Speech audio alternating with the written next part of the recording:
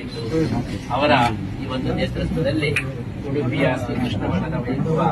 ಇನ್ನಷ್ಟು ಅದು ಜಾಸ್ತಿಯಾಗಲಿ. ವೇದವರ್ಧನ ತೀರ್ಥರು ವೇಗವರ್ಧನ ತೀರ್ಥರಾಗಿ ಇಲ್ಲಿಯ ಅಭಿವೃದ್ಧಿಯ ವೇಗವನ್ನು ಅವರು ಹೆಚ್ಚಿಸಲಿ ಅಂತೇಳಿ ಹಾರೈಸಿದ ಮತ್ತೊಮ್ಮೆ ಶ್ರೀಕೃಷ್ಣ ಮುಖ್ಯ ಪ್ರಾಣದೇವರನ್ನು ನಾವು ಪ್ರಾರ್ಥನೆ ಮಾಡುತ್ತಾ ಇಲ್ಲಿಯ ಸಂಪ್ರದಾಯದಂತೆ ಶ್ರೀ ವಾದಿರಾಜ ಗುರುಸಾರ್ವಭೌಮರು ಹಾಕಿಕೊಟ್ಟಂತಹ ಪದ್ಧತಿಯಂತೆ ಇಲ್ಲಿ ಎಲ್ಲ ಧಾರ್ಮಿಕ ಕಾರ್ಯಗಳು, ಎಲ್ಲ ಮಠದ ಕ್ಷೇತ್ರದ ಎಲ್ಲ ವಿಧಿವಿಧಾನಗಳು ಅತ್ಯಂತ ಸುಂದರವಾಗಿ ಹಾಗೂ ಯಶಸ್ವಿಯಾಗಿ ಅವರ ಮುಖಾಂತರ ಎಂದು ಹೇಳಿ ಈ ಸಂದರ್ಭದಲ್ಲಿ ನಾವು ಪ್ರಾರ್ಥನೆಯನ್ನು ಮಾಡ್ತಾ ಅವರನ್ನು ನಾವು ಸರ್ವಜ್ಞ ಪೀಠ ಈ ಸಿಂಹಾಸನದಲ್ಲಿ ನಾವು ಕೂರಿಸಿದ್ದೇವೆ.